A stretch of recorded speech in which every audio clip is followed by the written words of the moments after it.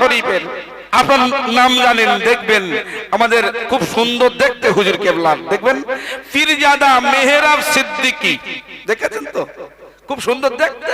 এটা শরীরটা ভারী হয়ে গেছে, আল্লাহ দিয়েছে, আমারও ভারী হচ্ছে। ঠিক মেহরাব সিদ্দিকীর দেখবেন ভাইজানের খুব সুন্দর হলুদ মার্ক একটা বিড়াল আছে, কালারটা হলুদ হলুদ। বিড়ালকে হুজুর কেবলা ভালোবাসে, আপনিও ভালোবাসবেন। বিড়াল পোষাটা সুন্নাত, লিখে নেন, বিড়াল পোষা সুন্নাত। খুব ভালো করে বুঝলেন। হযরতে আবু হুরায়রা, এনার আসল নাম হলো হযরতে আব্দুর রহমান রাদিয়াল্লাহু তাআলা আনহু। হুজুর বর্ণনা করেছে উলিল আমর তাকে বলা হয়েছে। উলিল আমর তারা যারা কিনা রাষ্ট্রের নায়ক হয়ে যাবে, যারা রাষ্ট্রনেতা হবে, রাষ্ট্রনেতা যারা নেতার চেয়ারে বসে নেতৃত্ব দেবে, যাদের নেতৃত্বের মাধ্যমে মানব জাতির কল্যাণ হয়ে যাবে, অসহায় মানুষ সুরাহা পাবে, এদেরকে উলিল আমর বলা হয়েছে। মাইকম্যান ভাই, আপনি একটু এখানে আসুন তো। এসে কাটি করে দিয়ে চলে গেছে। আমার ভাই সব খুব ভালো করে শুনবেন। তাহলে দুইজন সাহাবায়ে কেরাম দুটো ব্যাখ্যা দিয়েছে, ঠিক না বেটি? দুইজন সাহাবায়ে কেরাম দুটো ব্যাখ্যা দিয়েছে। হযরত আবু হুরায়রা বলছে হযরত আব্দুল্লাহ ইবনে আব্বাসের ব্যাপারটা ঠিক, তারপরেও যারা রাষ্ট্রের নেতা হবে, যাদের নেতৃত্বের মাধ্যমে উঁচু নিচু বলে কিছু থাকবে না, যাদের নেতৃত্বের ফলে শ্রমিকরা ন্যায্য অধিকার পেয়ে যাবে, যাদের নেতৃত্বের ফলে কোনো দেশে সংখ্যালঘুরা এরা চাপের মুখে পড়বে না, যাদের নেতৃত্বের ফলে দেশে কোনো মহামারী, দেশে কোনো এশাইয়ার হবে না। কথা বোঝা যায় না? ভালো করে বুঝবেন। সারা জীবন উলিল আমর মানে পীর ওলি আউলিয়া দরবেশ নয়।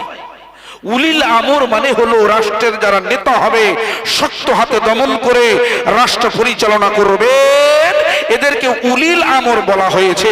আরো একবার চিল্লে বলুন সুবহানাল্লাহ। এর জোরে হয় না সুবহানাল্লাহ?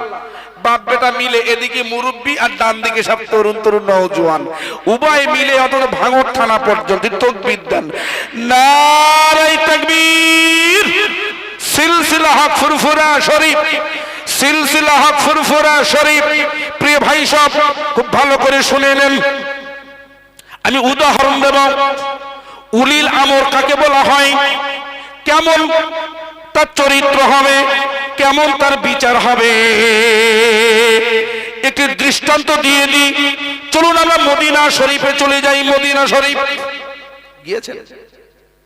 মদিনায় যাবে, পয়সা হলে মদিনায় যাবে। অনেকে পয়সা হলে কাশ্মীরে যায় না, পয়সা হলে মদিনায় যাবে। বিশ্বের তাবড় তাবড় নেতারা, বিশ্ব স্বাস্থ্য সংস্থা হু বলে দিয়েছে সবচাইতে স্বাস্থ্যকর কান্ট্রি, সবচাইতে স্বাস্থ্যকর শহর যেটি, সেটি হলো মদিনাল মুনাওয়ারা। বলুন সুবহানাল্লাহ। ওখানে গেলে মাস্ক পরতে হবে না। আপনি লন্ডনে যান, জাপানে যান, কলকাতায় যান, মাস্ক পরে যেতে হয়। কেন? জীবাণু ঢুকবে, জীবাণু, এই জন্য মাস্ক পরতে হবে। কিন্তু মদিনা আল মুনাওয়ারায় গেলে মাস্ক পরা লাগে না। রাসূলুল্লাহ এমন ভাবে দেশটা নয় শহরটাকে সাজিয়েছেন। বলুন সুবহানাল্লাহ। মদিনা আল মুনাওয়ারা, হুজুর আমার বসে আছেন মদিনার নববীতে।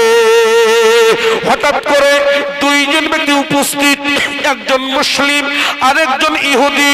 ওই দুইজন ব্যক্তি এসে হুজুরের দরবারে আপিল করছে, হুজুর হুজুর, ইয়া রাসূলুল্লাহ, ইয়া হাবিবাল্লাহ, হুজুর আমার জমিটা ইহুদি নিয়ে নিয়েছে। ইহুদি বলছে, হুজুর ওই মুসলিম ব্যক্তিটা আমার জমি নিয়ে নিয়েছে। জমি নিয়ে বিবাদ। কি নিয়ে? জমি নিয়ে বিবাদ। বর্তমানে ভারতে ওয়াকফ সম্পত্তি নিয়ে বিবাদ চলছে না? ঠিক ওই রকম জমি নিয়ে বিবাদ চলছে। আল্লাহর নবীর দরবারে বিচারটা পৌঁছে গেছে। রাসূল আমার মদিনা নবাবিতে বসে বসে উনি ফয়সালা দিচ্ছে, খুব ভালো করে শুনবে। আল্লাহর নবী মদিনার নবাবী মসজিদের মিম্বরে ধাপে বসে বসে বসে বসে ফয়সালা দিচ্ছে। আবার ওই রাসূল বলে দিয়েছে, আল উলামাউ আরাসাতুল আম্বিয়া, উলামারা আমি নবী আমার ওয়ারিস। খুব ভালো করে স্মরণ করে দেখো, ভারতবর্ষের সংবিধান আছে, ভারতবর্ষের সংবিধান ডক্টর আম্বেদকর লিখে দিয়েছে। ওই আম্বেদকরের সংবিধানে দেখবেন মুসলিম পার্সোনাল ল বলে কি অধ্যায় রয়েছে। ওই মুসলিম পার্সোনাল ল এর ভিতরে একাধিক মাসলা আছে, একাধিক মাসলা যেটা ইমাম কর্তৃক চালিত হয়, ইমামরা ফয়সালা দিতে পারে। আজকের সমাজের ভিতরে, দেশের ভিতরে এসআইআর এর নাম দিয়ে মুসলমানদের বিপদে ফেলা হচ্ছে। এই বিপদটা কেন আসছে আপনি কি বিশ্লেষণ করেছেন?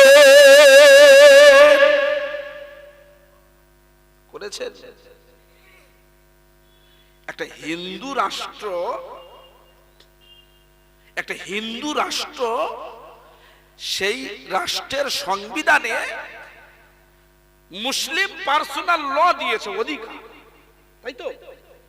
আপনি আমাকে উঠে দাঁড়িয়ে বলুন তো, একজন উঠে দাঁড়াবেন যে হুজুর বা ভাইজান, আমাদের মসজিদে ওই মুসলিম পার্সোনাল ল যেটা সম্পূর্ণ ইমামরা, খতিবরা, হাফেজরা এরা পরিচালনা করবে। আপনার মেয়েটা তালাক হয়ে গেছে, আপনার মেয়েটা পলাতক, আপনার পারিবারিক কোনো সমস্যা, আপনি কোনো বিচার, কোনো মোকদ্দমা ইমামের কাছে পৌঁছেছেন না। কোথায় পৌঁছেছেন? পার্টির নেতা পার্টি অফিসে গিয়ে আপনার বাড়ির মহিলার বিচার হচ্ছে। কিন্তু রাসূল বলছে সমাজের নেতা উলিল আমর হলো ইমাম। সেই ইমামদের কাছে আপনি যাননি, আপনি তাদের লাঞ্ছিত করেছেন। এই জন্য গজবটা নাজিল হচ্ছে। গজব এসআইআর হলো, এটা হলো একটা গজব। এসআইআর গজব। আজকে 100 নয় 200 নয়, হাজার হাজার বছর বসবাস করার পরেও আমাদের পাকিস্তানি গালি শুনতে হয়, আমাদের বাংলাদেশি বলে আখ্যা দেওয়া হয়, ঠিক না ঠিক? এটা আমাদের জন্য গজব। এই গজবটা কেন আসছে আপনি বিশ্লেষণ করেন না। শুধু নামাজ পড়লে হবে না, তো শুধু রোজা রাখলে হবে না, আপনাকে বিশ্লেষণ করতে হবে।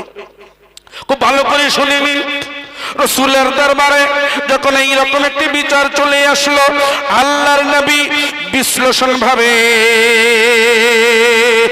কারণ নবীর বিশ্লেষণ মারাত্মক বিশ্লেষণ।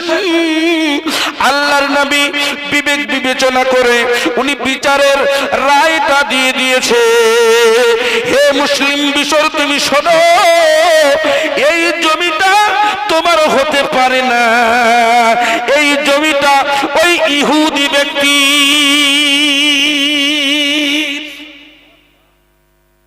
মুসলমান ভাবছে, ও আল্লাহ, কোথায় বিচার দিলাম? আমার নবী রায়টা আমার পক্ষে দেওয়া বাদ দিয়ে ইহুদির পক্ষে বিচারে সোলটান কোলটান করতে চাইছে। কিন্তু রাসূলের দরবারের বিচার সোলটান কোলটান হয়, আমাদের বিচার সোলটান কোলটান হয়, হয় না? এই জন্য সাবধান হয়ে যান। আপনি বিচারকের ভূমিকায় রয়েছেন, কিন্তু আল্লাহ বলছে আহকামুল হাকিমিন, আমি হচ্ছি চূড়ান্ত বিচারক। তুমি তোমার ক্ষমতার বলে বিচারের রায়টা তোমার নিজের দিকে নিয়ে নিলে, কিন্তু যেদিন চূড়ান্ত বিচার হবে, এই বিচারের রায় দানের জন্য তোমাকে বিচারের কাঠগড়ায় উঠতে হবে, ঠিক না? সুতরাং খুব সক্রিয়ভাবে বিচার করবেন। আপনিও একজন বিচারক, আমরা প্রত্যেকেই বিচারক। আমরা আমার বাড়িতে বিচারক, আমরা আমাদের সন্তানের সম্পত্তি বন্টনের বিচারক। কাউকে কম বেশি করা যাবে, কাউকে হক থেকে বঞ্চিত করা যাবে। আমি হজ করেছি তিনবার, 3 × 6 = 18, 18 লক্ষ টাকা খরচ। আমার 3টে মেয়েদের মাথায় হাত বুলিয়ে দিয়েছি, মা তোদের বিয়ে হয়ে গেছে, আমি হজে যাচ্ছি, বাড়ি মিলাপ দিয়েছি, জলসা, এই জলসায় এসেছো, খাওয়া দাওয়া করে জামাইকে নিয়ে চলে যাও, সম্পত্তি সব ছেলেদের। হজ হবে তো? কবরে গেলি ধরবে না? সঙ্গে সঙ্গে ধরবে। আই তোমার মেয়েকে ঠকালে কেন? কি দোষ করেছে ও মেয়েটা? মেয়েরা এরা পিতা মাতাকে ভালোবাসে, বাপ যতই ঠকাক না কেন তারপরেও বাপের বাড়ি এসে আব্বাকে দেখে যায়, ঠিক না? ঠিক। কিন্তু ছেলেদের ব্যাপারে বেইনসাফি করলে, এখন সোশ্যাল মিডিয়ার যুগ, দেখবেন বাপের দাড়ি ধরে টানছে। বলেন বলেন, এটা বাস্তব। খুব ভালো করে শুনিলেন। সুতরাং বিচারে সলটান কলটান হবে না, বিচারটা সঠিকভাবে করতে হবে। আল্লাহর নবীর বিচারটা সঠিকভাবে করে দিয়ে ইহুদির মুখে রায় দিয়ে দিয়েছে। গোটা বিশ্ব স্বাস্থ্য সংস্থা ওরা তদন্ত করে, সমীক্ষা করে, ইনকোয়ারি করে দেখে নিয়েছে যত বিশ্বে যত শহর আছে, 1 নম্বর শহর মদিনা। কেন মদিনা 1 নম্বর শহর হয়েছিল? আল্লাহর নবী এখান থেকে 1500 বছর আগে নেতৃত্ব দিয়ে ওই ইয়াসরিব শহরটাকে নেতৃত্ব দিয়ে মদিনা নামে রূপান্তরিত করে গোটা দুনিয়ার রাষ্ট্র নেতাদের দেখিয়ে দিল রাষ্ট্র পরিচালনা করে। সুপ্রিম কোর্টের বিচারে তোমরা সংখ্যাগুরু, তাই বলে তুমি সংখ্যালঘুদের ঠকিয়ে বাবরিকে দখল করে নিলে, ঠিক না? ঠিক। কিন্তু পর্যাপ্ত পরিমাণ হক সংখ্যালঘুদের দেওয়া হলো, সলটান কুলটান বিচার হলো। আমার ভাই হিসাবেরা, মুসলমান ব্যক্তিটা যার নাম হলো বিশর, তাফসিরে মারিফুল কোরআনে খুলে দেখে নেবেন, নামটা বিশর লেখা রয়েছে। ওই বিশর নামক মুসলিম ব্যক্তিটি হুজুরের বিচার পছন্দ করেনি। হুজুরের বিচার না পছন্দ করে পৃথিবীর বিশ্ববিখ্যাত সাহাবা, আল্লাহর নবীর দ্বিতীয় খলিফা আমিরুল মুমিনিন হযরত উমর ইবনুল খাত্তাবের দরবারে গেল। ও ভাই ওমর, আমার বিচারটাকে তুমি দ্বিতীয়বারে ফয়সালা করে দাও। ভাই ওমর, আমার বিচারটা একটু করে দেন না ভাই। দ্বিতীয়বারে কলকাতার হাইকোর্ট আর দিল্লির সুপ্রিম কোর্ট, গত কয়েকদিন আগে আমাদের মাননীয় সিএম মিস মমতা ব্যানার্জি, উনি সুপ্রিম কোর্টে মামলা লড়েছেন না এসআইআর কে কেন্দ্র করে। মামলার বিষয় ভিত্তিক যাই হোক, উদ্দেশ্য যাই হোক, পলিটিক্স হতে পারে, নাও হতে পারে, আমি ওদিকটা ধরছি না। আমি ধরবো বাঙালি হিসাবে আমার সিএম, তিনি সুপ্রিম কোর্টে মামলা লড়ার অধিকার রাখেন, যোগ্যতা রাখেন, এটা ভেবে আমার গর্ব হয়। বলুন আলহামদুলিল্লাহ। যেটা ভারতবর্ষের অন্যান্য স্টেটের মুখ্যমন্ত্রীর পক্ষে সম্ভব নয়। এটা একমত না? একমত না? খুব ভালো করে বুঝে নেন। এখন সুপ্রিম কোর্টের রায় যদি কলকাতা হাইকোর্ট অমান্য করে, কলকাতা হাইকোর্ট যদি অমান্য করে, তাহলে বিচারপতির শাস্তি হবে না? হবে না? বলেন, আপনার তো জ্ঞানী গুণী লোক। রসুলের দরবার হলো সুপ্রিম কোর্ট, ভেবেলেন, আর ওমরের দরবার হলো হাইকোর্ট। সুপ্রিম কোর্টের রায় উপেক্ষা করে হাইকোর্টে এসেছে। আল্লাহর নবী সাহাবা আমিরুল মুমিনিন ওমর ইবনুল খাত্তাব জিজ্ঞাসা করছে, ইহুদি বলো তো বাবা ব্যাপারটা কি? বলে হুজুর এই বিচারটা রাসূলুল্লাহ আমার পক্ষে রায় দিয়েছে, যেহেতু জমিটা আমার, যেহেতু জমি আমার, তাই আমার পক্ষে রায় দিয়েছে। মুসলিম ব্যক্তি পছন্দ হয়নি, দ্বিতীয়বার রায় দেওয়ার জন্য আপনার দরবারে এসেছে। ওমর ইবনুল খাত্তাব বলছে দাঁড়াও, অবশ্যই আমি তোমাদের বিচারের রায় দেব। উনি ঘরের ভেতরে প্রবেশ করলেন, নাঙ্গা তলোয়ার নিয়ে আসলেন, নাঙ্গা তলোয়ার নিয়ে এক কোপে এক কোপে এক কোপে দুই টুকরো বানিয়ে দিল। হযরত ওমর ফারুক বললে, আল্লাহর নবীর রায় যার পছন্দ হয় না ওই ব্যক্তি কোনোদিন মুসলমান থাকতে পারে না। একটু আওয়াজ দিয়ে বলুন নাউজুবিল্লাহ। যে ব্যক্তি রাসূলের রায় পছন্দ করেন না ওই ব্যক্তি মুসলমান থাকতে পারে? বসিরহাটের আল্লামা হুজুরকে দেখেছেন? দেখেননি, নাম শুনেছেন। হুজুরের একাধিক গ্রন্থ লেখা রয়েছে, দেখবেন একটি গ্রন্থ হলো একটি গ্রন্থ দিন দর্পণ, লিখে নেন দিন দর্পণ। ওই গ্রন্থের ভিতরে, কেতাবের ভিতরে লিখছেন হুজুর কেবলা যে রাসূলুল্লাহর যদি একটা সুন্নতকে ইনকার করে, অস্বীকার করে, মনে করেন একটা সুন্নাহ পানি পান করা, বসে পান করা সুন্নাহ, তাই তো? এই সুন্নাত আমরা চায়ের দোকানে যখন পানি খাই দেখবে সকালবেলা, দেখবেন বসার জায়গা নেই, কি করে বসবে? বেঞ্চিতে সব লাইন দিয়ে চা খাচ্ছে আর সেই সাথে সিগারেট। আছে না নেই বলেন? আপনাদের এখানে হয়তো নেই, আমাদের ওদিকে আছে। দেখবে ডান হাতে চা খাবে, বাঁ হাতে সিগারেট। এর মজাটা কি আমি বুঝতে পারি না।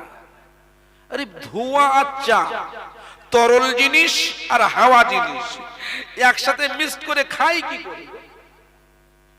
টেস্ট লাগে? ও বাবা, টেস্ট লাগে, শুনেছেন আমার ভাই?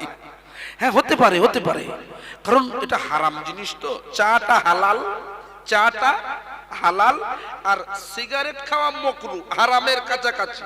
মানে হালাল আর হারাম একসাথে মিক্স করে খাওয়া, একটা টেস্ট তো উদ্ভট টেস্ট থাকতে পারে। গত কয়েকদিন আগে আমার এক বাজারে আমাকে বলছিল একটা ভাই, মানে তামাশা করে, যে হুজুর আমার পকেটে 60 টাকা ছিল। কত টাকা? 60 টাকা। 60 টাকার টিকিট কেটেছি, রাজ্য লটারি, রাজ্য লটারি পাওয়া যায়। 60 টাকার টিকিট কেটে তার পরের দিন 600 টাকা পড়লে। আমি বলতে, তুমি খুব লাভ করেছো, তুমি হারামটাকে ট্রান্সলেশন করে তুমি হারাম খেয়েছো। বলে হুজুর কেন? আমি বলি, তুমি 60 টাকাও হলো হালাল, এটা তুমি দোকানদারকে দিলে, টিকিট নিলে, তোমার প্রাইস পড়েছে 600, ওই মালটা হারাম। তার মানে হারামকে দিয়ে, হালালকে দিয়ে হারাম খেয়েছো, এটা খাবেন না, এটা গুনাহ। আমার ভাই সব, এই জন্যে খুব চিন্তা ভাবনা করে আপনি হারাম খেলেও চিন্তা ভাবনা করে খেতে হবে। আমি যেটা নসিহতে রাখছিলাম, উনি হযরতে ওমর ইবনুল খাত্তাব উনি যখন রায় দিয়েছে, বসিরহাটের আল্লামা সেই রায়ের উপরে ভিত্তি করে উনি কিতাব লিখে উনি বলে দিয়েছেন, কোন ব্যক্তি একটি সুন্নাহকে যদি ইনকার করে, পানি খাওয়া এই সুন্নাতটা আমি দাঁড়িয়ে খাচ্ছি, এটা আমার দোষ। এটা হতে পারে, কিন্তু এই দাঁড়িয়ে খাওয়ার দোষ স্বীকার করে এটা আপনার উচিত। কিন্তু আপনি যদি না করে আপনি বলেন দেখ পানি খাওয়া, বসে খাওয়া সুন্নাত, এটা হতে পারে না। পানি বসে খাওয়া সুন্নাত, এটা হতে পারে না। যেই এই মন্তব্য করবেন, বসিরহাট হুজুরের ফতোয়া অনুযায়ী, উনি তো উলিল আমর। উনি কি উলিল আমর? ব্যাখ্যা হচ্ছে কিসের? ব্যাখ্যা তো উলিল আমর। এই উলিল আমরের ফতোয়া অনুযায়ী ওই ব্যক্তিটা সঙ্গে সঙ্গে মুশরিক হয়ে গেল, কাফের হয়ে গেছে, ইসলাম থেকে তার নামটা কেটে গেছে। একটা সুন্নাহকে ইনকার করার জন্য সেখানে আল্লাহর নবীর রায়কে ইনকার করেছে। ওমরের ফতোয়া অনুযায়ী হযরতের ওমরের তলোয়ারের সামনে পড়ে গিয়েছে, এক কোপে দু টুকরো হয়ে গেছে। এটা চিল্লে বলো সুবহানাল্লাহ। খুব ভালো করে শুনেন, পাল্টা বিচার রাসূলের দরবার, পাল্টা বিচার। কার বিচার? যে মুসলমান মারা গেছে, এর আত্মীয় স্বজন, এই বাবা এই কোথায় যাচ্ছ? পেশাব লেগে যায়, তাড়াতাড়ি চলে আসবে। খুব ভালো করে শুনবে, মারাত্মক আলোচনা। আমি যেটা বলছি পাল্টা বিচার চলে গেছে। বিশার মুসলমানের আত্মীয় স্বজন নিয়ে বলছে, হুজুর হুজুর হুজুর ইয়া রাসূলুল্লাহ, হুজুর আমাদের সঠিক ফয়সালা দিয়ে দিন। বলে কেন সঠিক ফয়সালা? বলে আমার আব্বাজির মেরে দিয়েছে। বলে কে মেরে দিয়েছে? বলে হুজুর। বলে হুজুর আপনার দ্বিতীয় সাহাবা হযরত ওমর ইবনুল খাত্তাব আমার পিতা বিশারকে মেরে দিয়েছে। হুজুর বিচার করে দেন। আল্লাহ রাসূল দুধ পাঠিয়ে ওমরের দরবার, যাও ওমরকে ডেকে আন। ওমরকে ডাকা হলো। ওমরকে জিজ্ঞাসা করছে, ওমর বাবা ওমর তুমি মেরেছো? বাবা জি হুজুর আমি মেরে দিয়েছি। তোমার বিরুদ্ধে মামলা, বিচার হবে। মানুষ হত্যা করলে কাতালের বদলে কতল, সেই যুগে নিয়ম ছিল, বিধান। কেউ যদি কতল করে তাকেও কতল হতে হবে। ওমর তোমার মামলার সপক্ষে তুমি কিছু বলবে? বলে হুজুর ইয়া রাসূলুল্লাহ ইয়া হাবিবাল্লাহ, হুজুর হুজুর হুজুর অবশ্যই বলতে হবে। তবে আমি ওমর আমার সপক্ষে কোনো মুসলিম বলবে না, আমার সপক্ষে আমি নিজেও বলবো না। আমার সপক্ষে যিনি ওকালতি দিবেন তিনি একজন ইহুদি। একটু আস্তে করে বলুন সুবহানাল্লাহ। ওমরের পক্ষে একজন ইহুদি দাঁড়িয়ে গিয়ে বক্তব্য দেবেন, ওকালতি দিবেন। কত বড় সম্প্রীতি লক্ষ্য করেছেন? আল্লাহ নবীর দরবারে ওমরের হয়ে একটা ইহুদি লড়বে।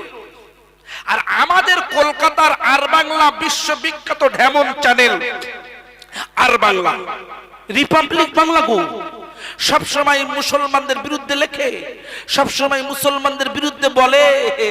সেই টিভি চ্যানেলে বসে বসে মিস্টার একজন কুখ্যাত লেখক নাম নজরুল ইসলাম, তিনি মন্তব্য দিয়েছে গোটা ভারতবর্ষের সমস্ত মাদ্রাসা, সে খারিজি হতে পারে, সে সিনিয়র, সে হাই মাদ্রাসা হতে পারে, প্রত্যেকটা মাদ্রাসার স্টুডেন্টেরা এরা নাকি মাদ্রাসা শিক্ষা, কুরআন শিক্ষা, হাদিস শিক্ষা অধ্যয়ন করে আগামীতে কোন ডক্টর ইঞ্জিনিয়ার হতে পারে না।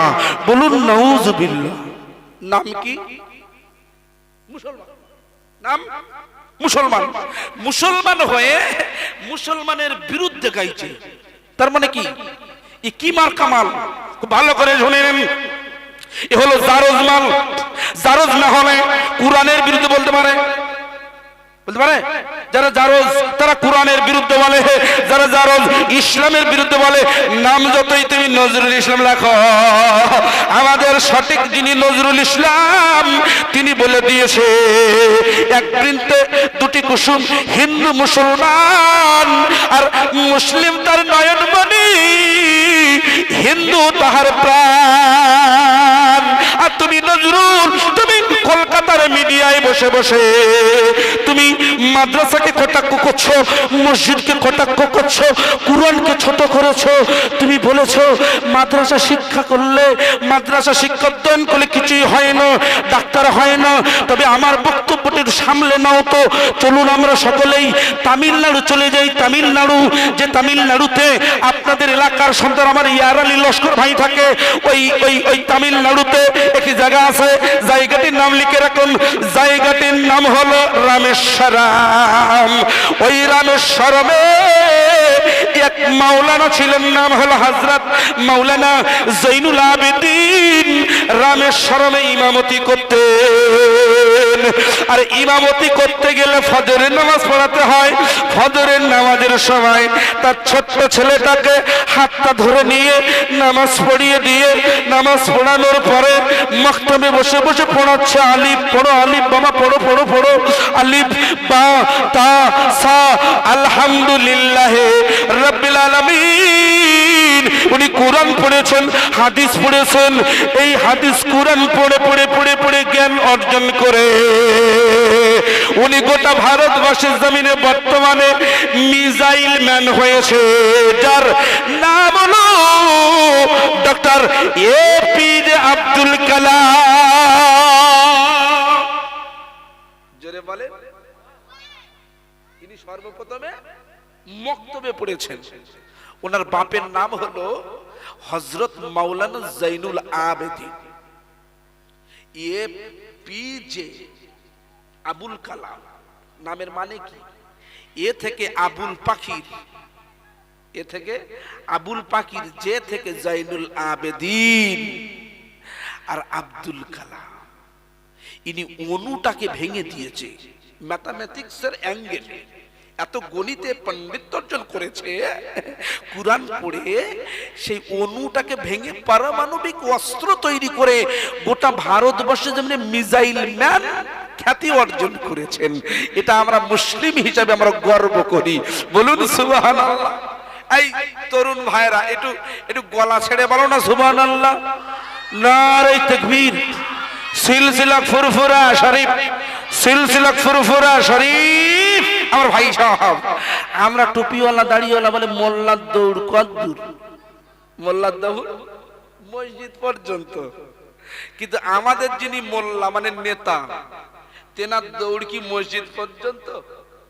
না, আমাদের নবী, আমাদের নেতার দৌড় পৃথিবীর জমিন থেকে 7 আসমান ভেদ করে আল্লাহ পাকের আরশের মহল্লা পর্যন্ত, যেটা বিজ্ঞানীদের পক্ষে তার পশম পরিমাণ সম্ভব ছিল না।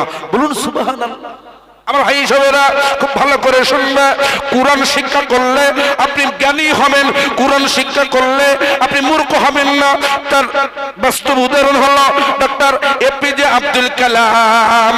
ইনি বিজ্ঞানী হয়েছে, কিন্তু মিস্টার নজরুল বলছে কুরআন বলে কিছু হয় না, কুরআনের ভিতরে নাকি সব ভুল আছে। গত কয়েক মাস আগে আপনাদের নয়, ওই হরিণঘাটা এলাকার এক আউল ফাউল বাউল তিনি ফতোয়া দিয়েছে কুরআন শরীফ নাকি সাম্প্রদায়িক, কুরআন শরীফে নাকি মারদাঙ্গার কথা বলা হয়েছে, কেটে দেওয়ার কথা বলা হয়েছে। আমি বলি মূর্খ, তুমি নেতা হয়েছ নেতা, আরে তুমি কুরআনটা পড়ো। তোমার মতো সলিমুদ্দি, তোমার মতো পাগলা মার্কা, তুমি কুরআন কি করে বুঝবে? আরে কুরআন শরীফ বুঝতে গেলে